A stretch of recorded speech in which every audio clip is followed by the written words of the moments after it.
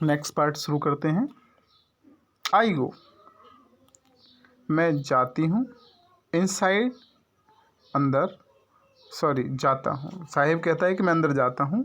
Van no one is around, जब कोई भी अराउंड आस पास नहीं होता है। ही एडमिट्स, वह इस बात को एडमिट करता है, स्वीकार करता है। The gatekeeper lets me use the swing, और जो गेट कीपर है, गेट पर बैठा हुआ दरबान है, वो मुझे स्विंग, झूले को यूज करने देता है। Sahib to wearing tennis shoes, Sahib ने भी, टू का मतलब यहाँ पर भी, टेनिस खेलते समय जो जूते पहनते हैं उन्हें टेनिस शूज कहा गया। टेनिस शूज पहने हुए हैं। दैट लुक स्ट्रेंज, जो बड़े विचित्र लगते हैं। ओवर हिज डिसकलर्ड शर्ट, उसकी डिसकलर्ड शर्ट एंड शॉर्ट्स, उसके जो शॉर्ट्स है, निकर पहना हुआ है, कच्छा पहना हुआ है, और उसकी जो शर्ट है, कमीज है, दोनों के दोनों कैसी हैं? डिसकलर्ड है। मतलब किसी वस्त्र को हम बहुत समय तक पहनते हैं तो उसका रंग उतर जाता है, फीका पड़ जाता है, उसके डिसकलर्ड। उस भद्दे रंग की शर्ट और शॉर्ट के ऊपर बड़े विचित्र लगते हैं। Someone gave them to me, किसी ने ये मुझे दे दिए। ही सेज, वह कहता है, in the manner of a explanation, व्याख्या के भाव में, बताते हुए।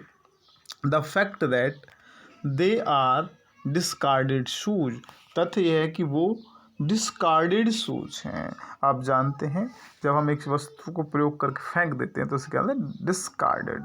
किसी के द्वारा त्यागे हुए जूते हैं, पहनकर छोड़ दिए हैं, त्याग दिए हैं। ऑफ सम रिच बॉय, किसी अमीर लड़के के।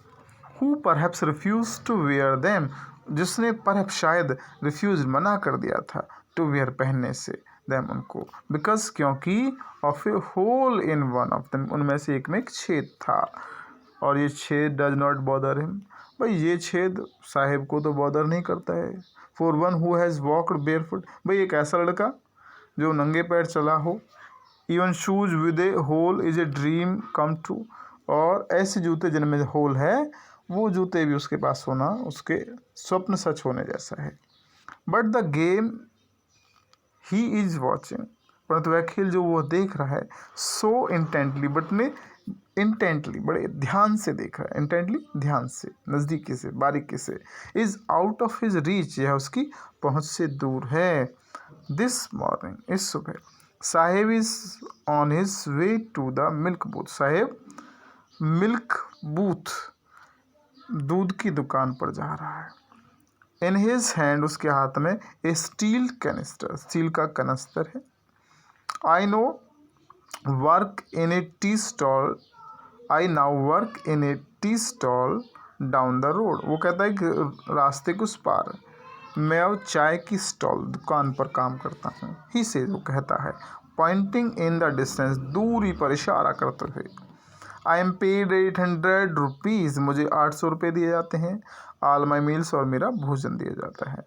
Does he like the job, I ask, अब लेखिका के उसे पूछती है कि क्या उसे वह काम पसंद है।